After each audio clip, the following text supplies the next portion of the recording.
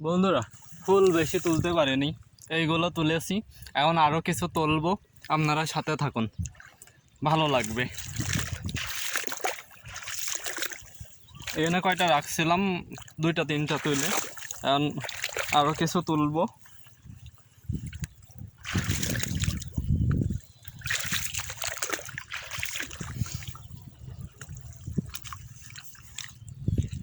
আপনাদের জন্য সুন্দর সুন্দর এরকম দৃশ্য নিয়ে আবার নতুন নতুন ভিডিও নিয়ে হাজির হব।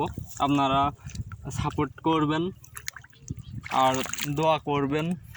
আমার একটা মেয়ে আছে, তার জন্য।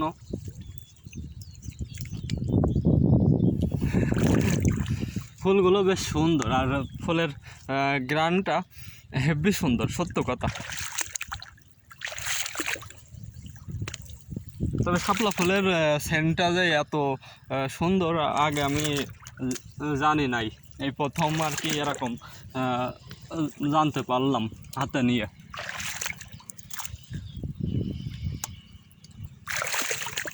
ফুলগুলো বেশ দুটো একটা টান দিলে হাতের মধ্যে ছিঁড়ে উঠছে না, মানে হয়তো আমার ঠিক করে ধরা হচ্ছে না, হয়তো এরকম কিছু।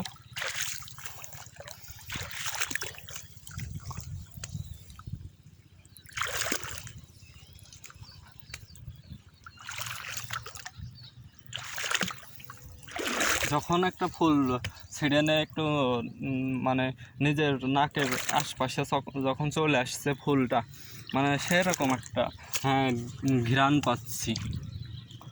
ওরে বাবা, এর ভিতর যে মাছও আছে। আসলে বৃষ্টির পানিতে চারিপাশ আপনার ডুবে গেছিল, এই জন্যই আর কি। এর ভিতরে মাছও আছে, ভেসে বিভিন্ন জায়গা থেকে মাছ চলে এসেছে।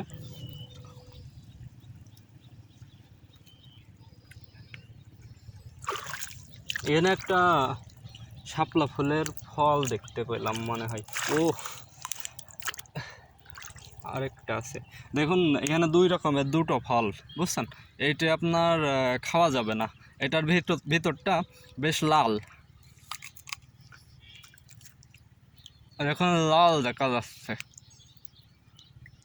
এই লালটা খাইতে বেশ তিতা, তো খেতে হলে এই ধরনের বড়গুলো খাইতে হয়।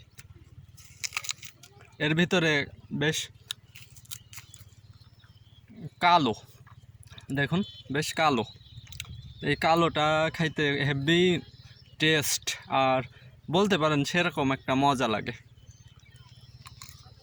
যদি কখনো খেয়ে থাকেন তাহলে বুঝতে পারবেন।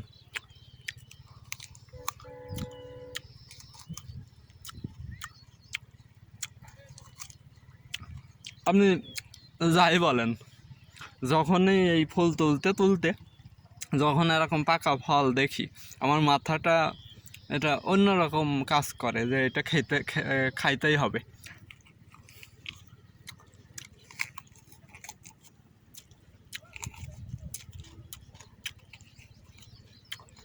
তো খাওয়া শেষ, আবার ফুল তুলব।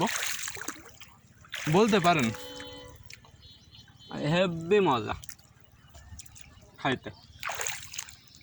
এরকম বেশ কিছু পানির ভিতরে ফল হয় যেগুলো অনেকেই খাইতে পছন্দ করে, যেমন হলো পদ্মা ফল।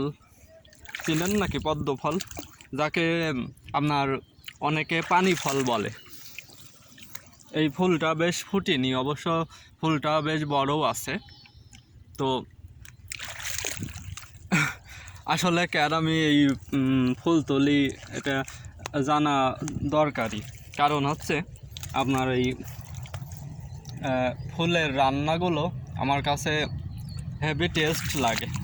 বাজারে তো অনেক ধরনের তরকারি পাওয়া যায়, কিন্তু শাপলা ফুল হয়তো এখনও অনেক জায়গায় বিক্রি করে, তবে কিনে খাওয়ার চেয়ে আমার এই নিজের হাতে তুলে নিয়ে যায় এগুলো খেতে বেশি মজা লাগে। আর একটা কথা কি, এটা আমাদের নিজেদের জমি।